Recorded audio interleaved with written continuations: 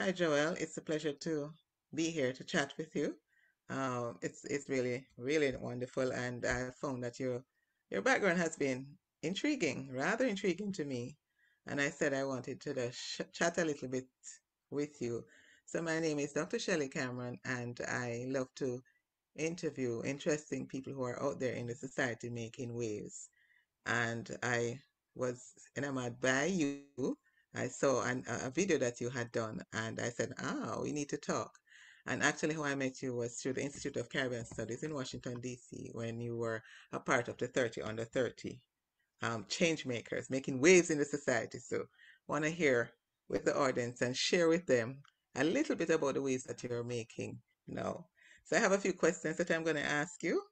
And the first one, of course, you will get a chance, the audience will get a chance to get to know you when we dig deeper into the questions. So therefore, we don't do a bio or anything like that for you now. We're just gonna go in and then they will learn more about you. So my first question is, what was your goal or profession before you started your journey into entrepreneurship?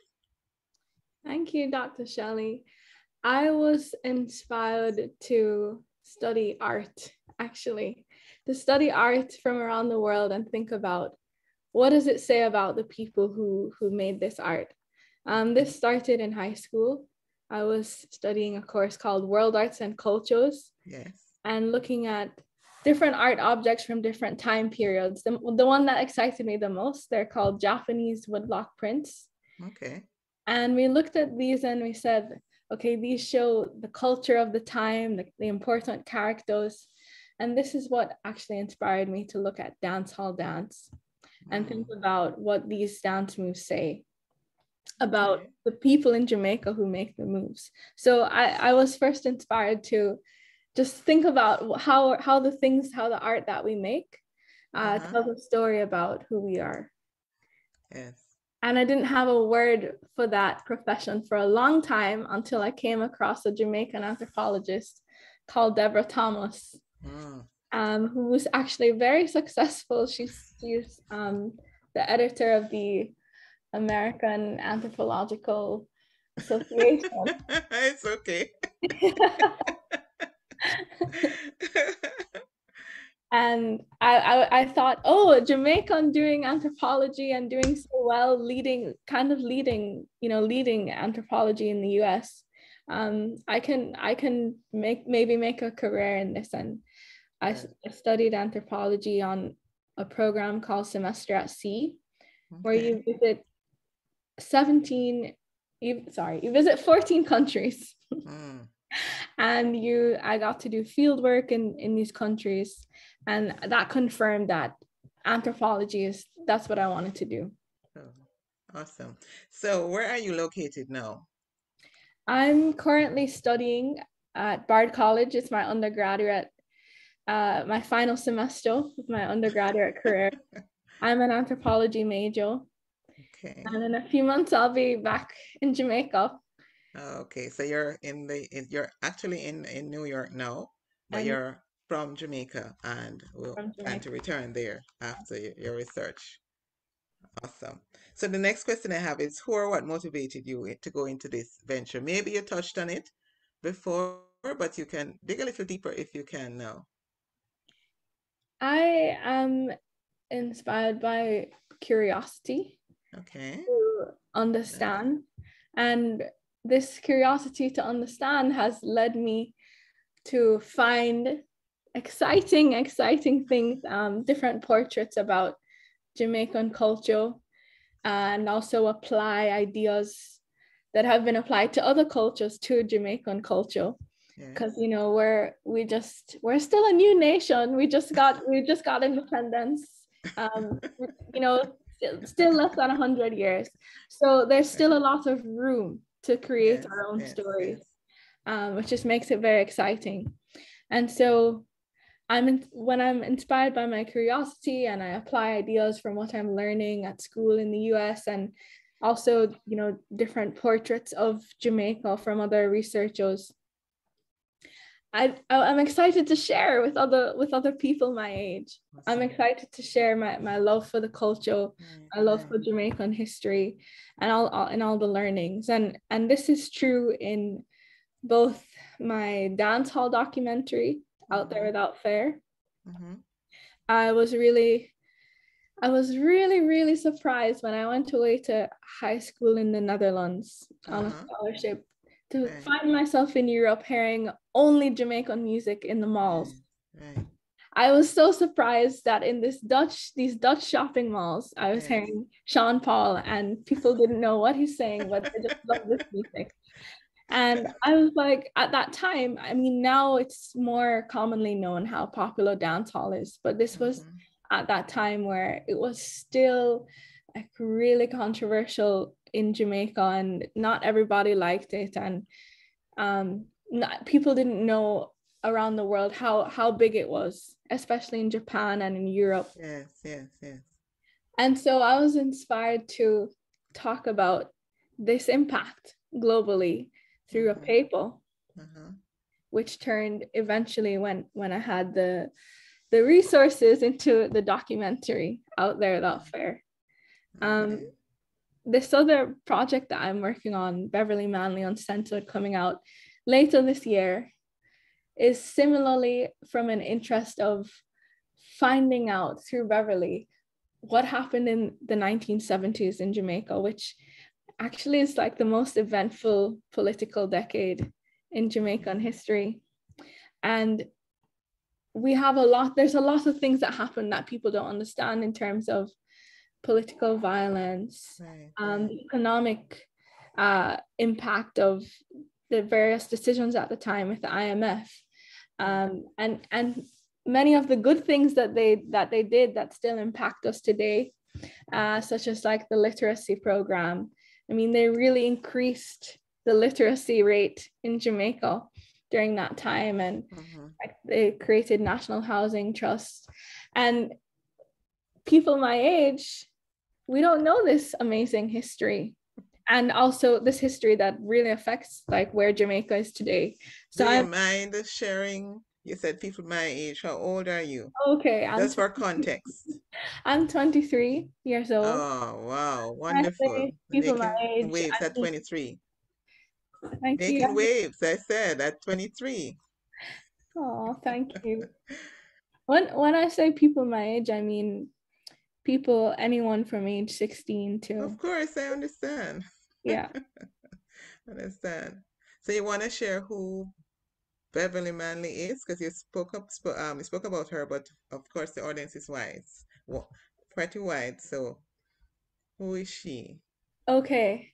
So Beverly Manley was the wife of Michael Manley, Right, right. um, who was son of Norman Manley, one of Jamaica's premiers before Jamaica was independent. Yes. And uh, she was married to him, but she also used her position to make a huge impact. She was a Right, symbol for Black nationalism, not only in Jamaica, but around the world. She was the president of the women's movement of the right, People's National Party that right, was in power at the time. right. And she had a really important impact in terms of equality for women in the workplace Yes, in yes, Jamaica. yes. And her story is very, very, very interesting and rich. So you don't have to get into it. Let us wait Yeah. until you're finished with that documentary. I think you may be finished. Tips. All right, until when it is blasted out there, so at Just least wanted everybody. to pique the interest, It's Yeah, coming go out. ahead. If you want to do more, then by all means, go ahead. No, If you that's want to share more. no, that's good. So I will share that I remember, even though you are 23 and I'm 21, right? I'm 21 years old. But I remember my mother when I was going to school, and my mother is one of those unique persons. She was one of Jamaica's first female automobile mechanics, and she got pregnant, and it was the Committee of Women for Progress, Beverly Manley. And they used to come to the house and stuff, because my mother lost her job. They fired her because she was a woman and got pregnant. So in back and forth, going through having discussion with the committee over and over, my as a part of that, one thing that stands out for me is the maternity leave law, which was passed in Jamaica with Beverly Manley, and my mother was one of those that she had used as the what is it, negotiating tool, or Oh, so on and wow. so forth. Yes, my mother, a little person, but in the community, in a male job, and then she was fired. So of course that really shows an example. So that's one thing that when you see her, I always remember that because of that maternity leave law that was passed in Jamaica That's and totally amazing. the And impact. actually, I found very interesting traveling, shadowing Beverly, Yes, uh, that there's a number of people who know her for something like that. right, You know? right. And even on election day, as she walked in to the polling station, people were actually bowing. Oh, wow. She's Yeah, she was really respected and revered in Jamaica, an icon. So if we're moving on, let me ask you a question. Some of the questions you have already answered, but many businesses have had a moment that they call their big break or the aha moment. Aha. Is there anything that stands out to you in the research and the studies that you've been doing and this impact at this young age that you've been making? Is there anything that stands out as, huh? If you mention it already, just bring it home. But is there anything that you can think of? okay, there's so many aha moments in a journey, right? And they're Uh-huh. always like getting bigger. But I'm what I want to say that I'm really excited about is with the documentary Out There Without Fair, doing screenings with Yes. virtually, doing screenings with different universities in the US and just in North America with Yes. some of the dancers who are in the documentary and Jamaican scholars as a team, sort of Yes. representing Jamaica, representing dancehall, representing the scholarship about dancehall has been, I think that's been really exciting and powerful because it's collaboration. Yes. We're thinking together, we're discussing, and we're sharing with the Yes. students and we're learning from their questions as Right. well. And every event we have the screening and then the discussion. It's like another interviewing, it's like another documentary each time. Right. Oh, right. Right. um, we have another deep dive into dancehall and the meaning of dancehall for the various people on the panel. Interesting.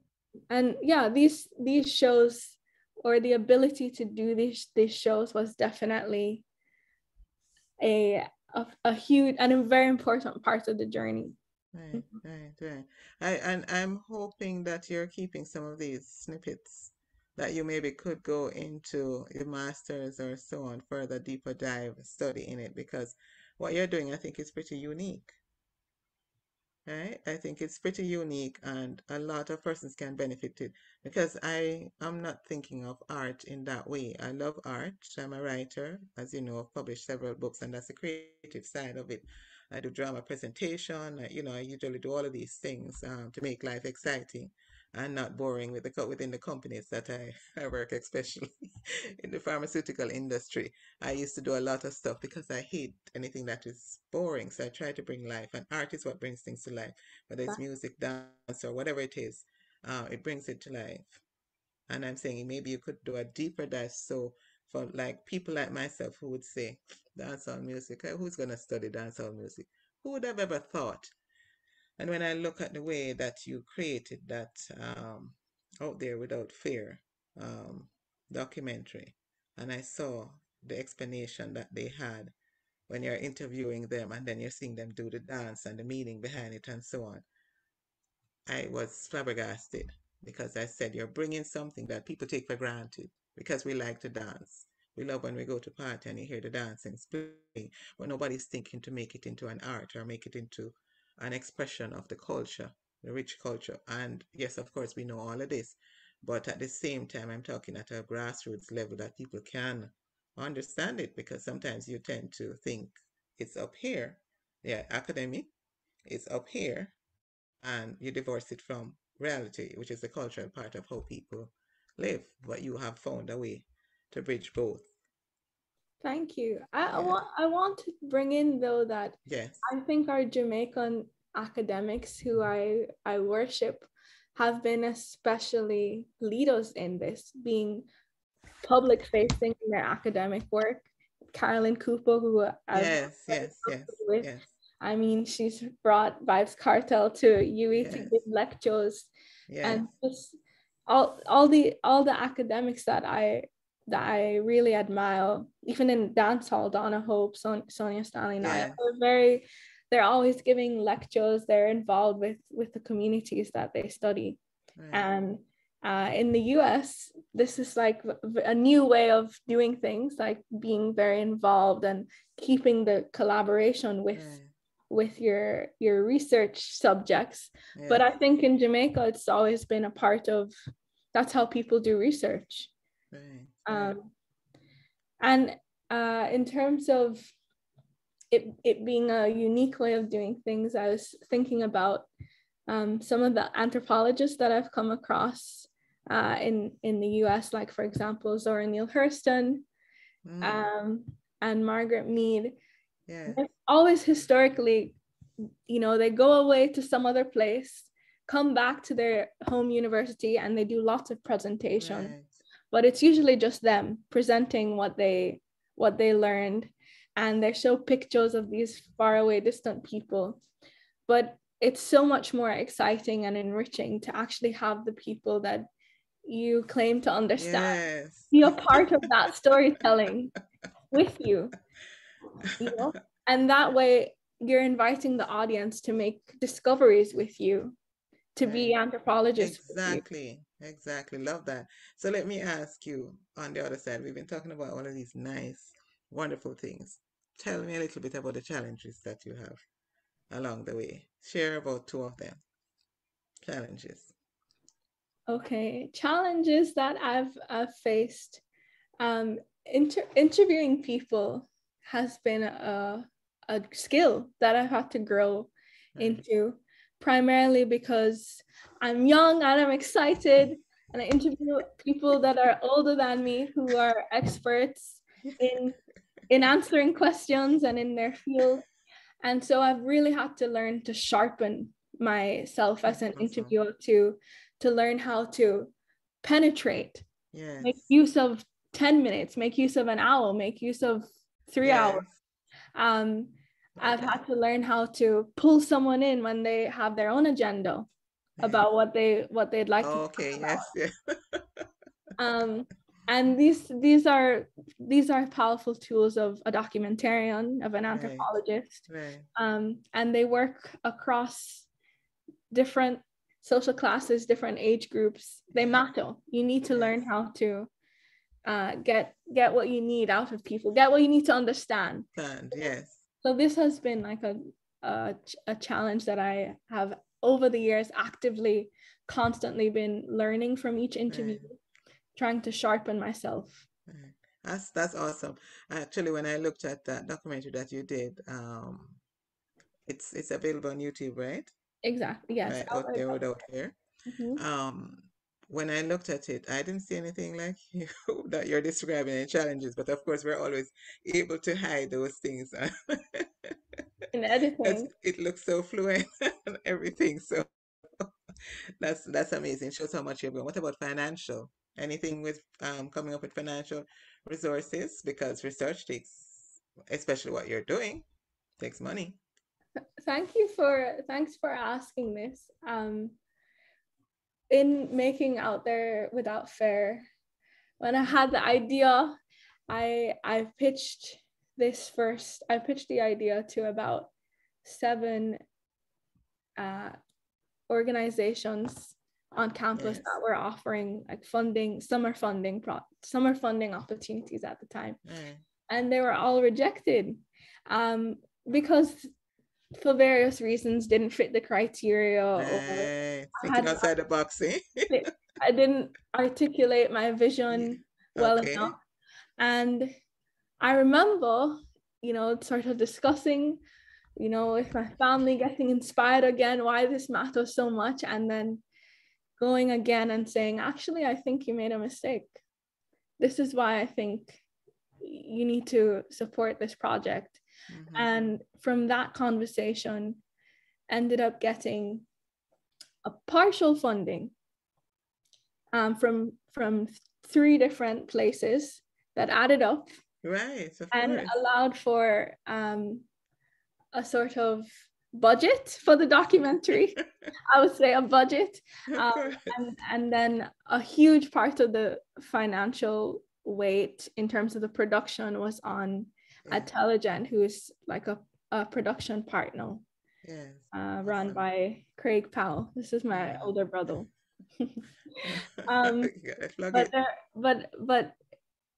But there has been like a journey in terms of building capacity to articulate a vision to a grant organization, and then getting these grants. But what I want to say though is, in my next like project phase, yes, I decided to apply for every single grant. of course. And I got all of them. That was about 10. Wow. So you went from one extreme to the next. And there was so many that I had to actually say, I can't do all these projects. Okay. So I had to close some. I had to say no. And I really want to share this story because sometimes people aren't even applying for opportunities that are there. And it's a journey. You learn from experiences, but you can actually learn and use that to your advantage to figure out like what do people want to hear and need to hear in order to trust that you're the right person to give this opportunity to go and manifest your idea. So I mean, that's what I like. I like the intrigue and the ability to say no when you realize that it wasn't enough for you. I mean, you couldn't spread yourself. You have to learn how to not spread yourself to think that you're doing something and it doesn't make sense because it's too many things at the same time. So sometimes I have to spread it out. And that's the reason I shared with you before that I did my research on success strategies of Caribbean American leaders in the United States. I wanted to look at the challenges that they had to go through when they migrated to the United States. And what are the challenges and how did they succeed? And these are people at the heads of organizations. And like you, I wanted to share. This is just about taking the information gleaned and sharing it. And that's how my writing journey actually began, because I wanted to get information and pass it on to those who I think need it. So the experiences that we have gained as we can be passed on to others so that they can know that, hey, the money is out there, go get it from the I can't afford to do this because it's too much. So as we're winding down, I want to get a little bit more personal with you, and you don't have to be very long with it. But what motivates you on a daily basis? This is just getting to know who Joelle is. What motivates you? 100% motivated by my family, Ah, who are high achievers and really value the idea of being Jamaican, very patriotic family, and really think about, very socially conscious as well. And really think about how to always remember that there's a difference in the lifestyle across Jamaica, and work very hard to bring that difference to a smaller gap in their professional work. And I actually have incorporated this interest in my family into my next project. So my senior project is a study about what motivates my family in Jamaica to do what they do to make Jamaica better in their professional work.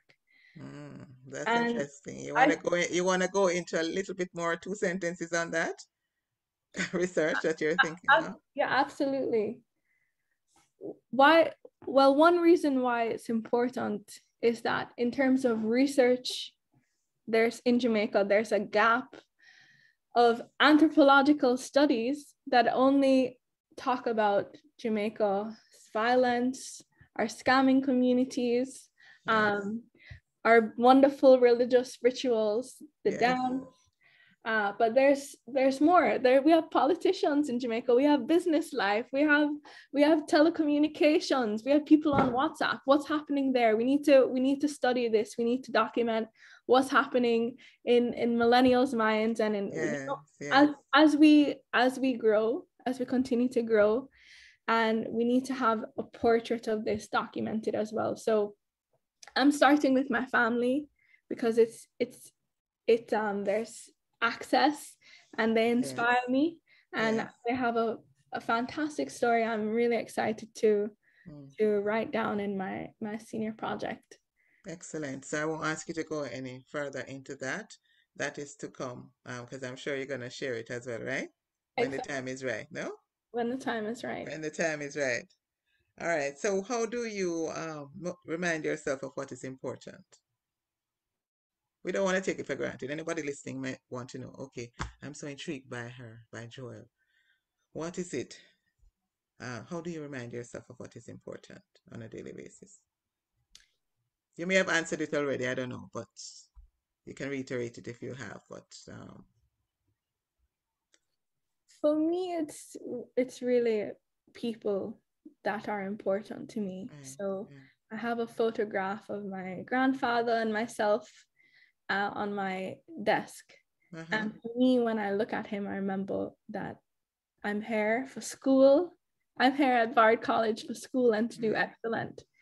yeah. And when that voice is quiet and I need a loud voice, I call my uncle. he'll tell me we'll talk about my priorities Yes, yes. um and sort of, mom and dad asking me how are your grades. So these things are these No, family no, it makes sense. I understand. I understand 100%.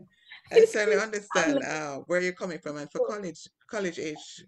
students, I know because I have a daughter in college, and you have to. She has me, as you're talking about your family.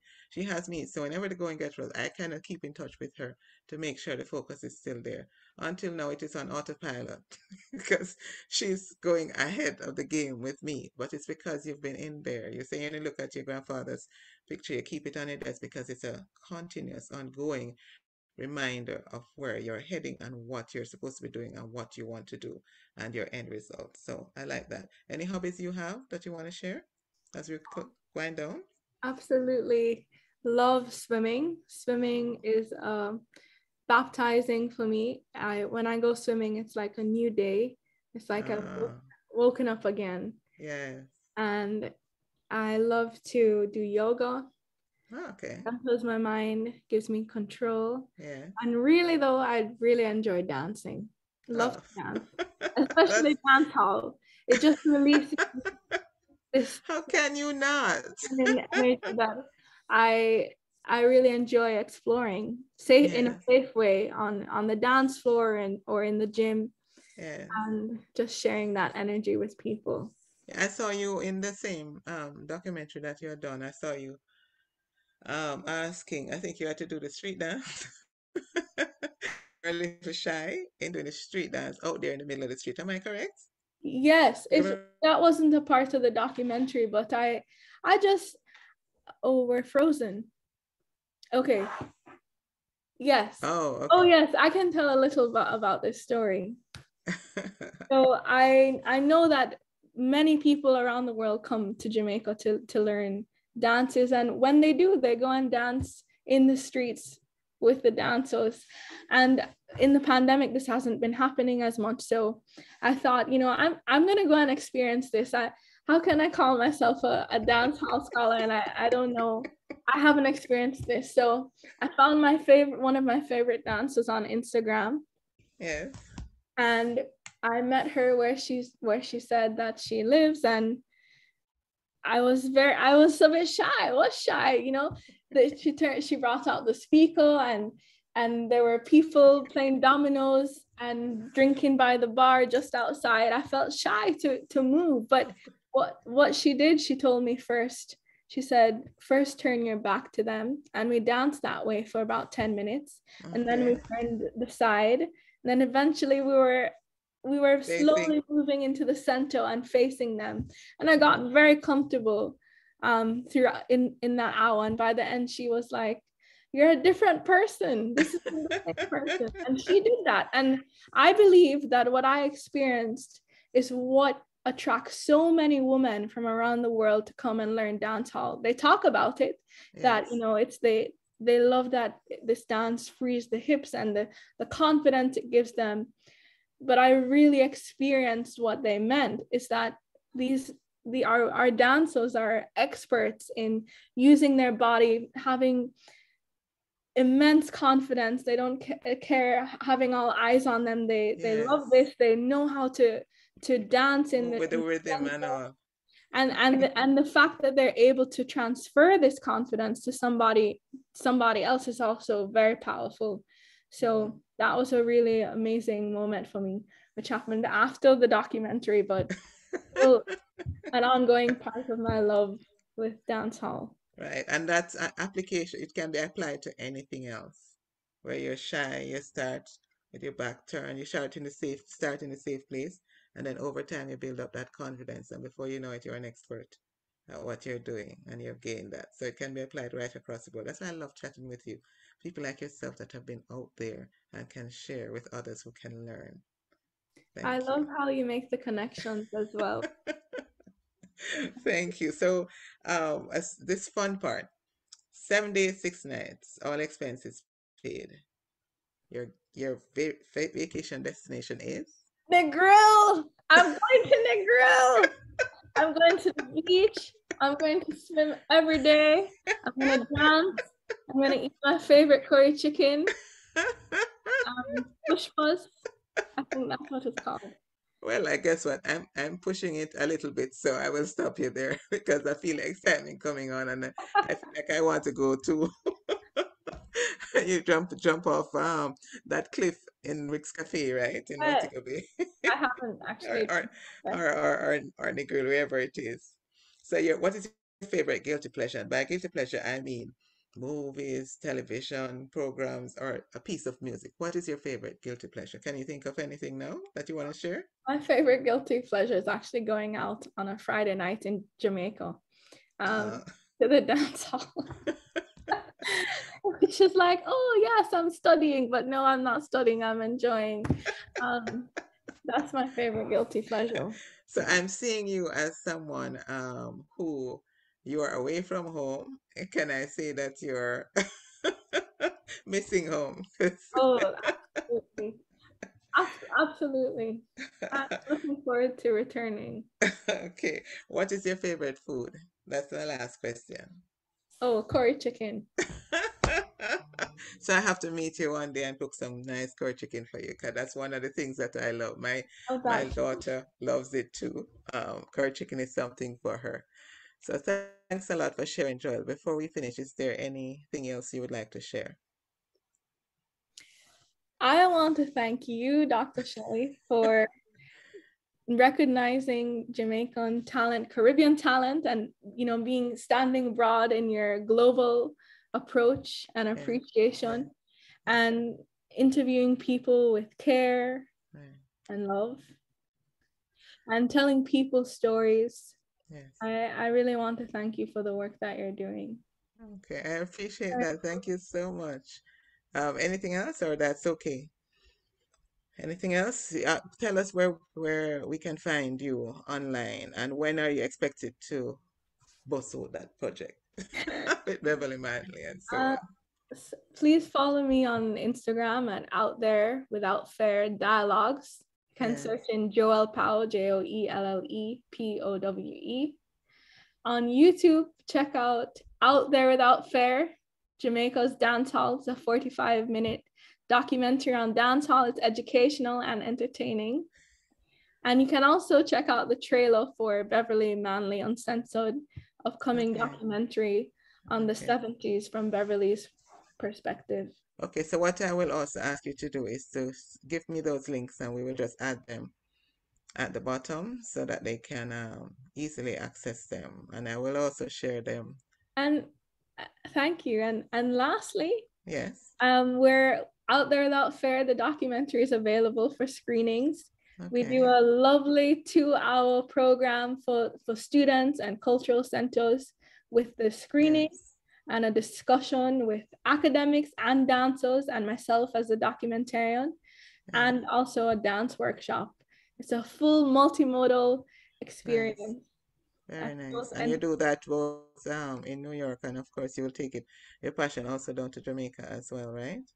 it's a virtual program, so Oh, it's it's virtual, so it doesn't matter. Oh, okay. That's even better. stream from Jamaica to wherever. Okay, okay, awesome. I like that. So, thanks a lot. But one intriguing question: when you were sharing with them where to find you about out there without flair, out without fair, how did you come up with that name? I Oh, write a lot about fear because people are afraid to do stuff, and that's why, and I know guiding people, and if they want to become a new entrepreneur or stuff like that, I jumped out of a plane. Why? Because the fear is always a thing that people are afraid, and it holds them back. How did you come up with that name out there without fear? What caused that? in my rich study of dancehall about 4 years ago, listening to a lot of music, watching a lot of videos, I came across Bogle, the dance, Uh-huh. the famous dancer who made Yes, yes, yes, yes. Bogle move. He was saying it a lot. He was saying it a lot, and then it came up again in some of Ding Dong songs. He said, Mm-hmm. "Out there without fair and don't care," Right. in one of his songs. Oh, And it's a phrase from dancehall culture that matches very well that was what you're doing. dance. You know, the women are out there without fair, Yes, and so are the men, and so yes, is the culture. It's out there without fair in Jamaica. yes. Despite a lot of criticism, it's still thriving. So it really matched the subject of the document. Right, right, right. And then through my own work, I became interested in, well, maybe this can be about my research as well. Fearless inquiry into different topics of Jamaican culture, things Mm-hmm. that maybe people criticize or don't know so much about, that there's more to learn about. Right. Ignorance tend to criticize a lot, right? Absolutely. Ignorance tend to criticize. So once we open our minds to stuff, then after that we realize, oh, that's the reason why they do it. That's the reason why this is done that way. That is the reason. And I really love this conversation with you, chatting with you, and hearing from you what you're doing and the impact that you're making at 23 years old. 23 years old, it really makes a difference. And really has been an intriguing conversation. I love it. And definitely, I'm sure the audience also loves it. And we're going to put the links down below where they can find all those documentary that you mentioned, and also to follow you on Instagram. I'm also on Instagram. I'm an author and I write books, and mine is at Dr. Shelly C _success, because it's all about success for me. That's my research, leadership and success, and I make success follow other people. It's not necessarily about me only, it's about others. So all my research and everything I do is for others, so to improve them, how to develop them, how to bring people like yourself out here so that others can hear more about how they can too become successful no matter how they define it. Thank you very much, Joelle. Thank you. Really has been a pleasure. It's been a pleasure. Thank you.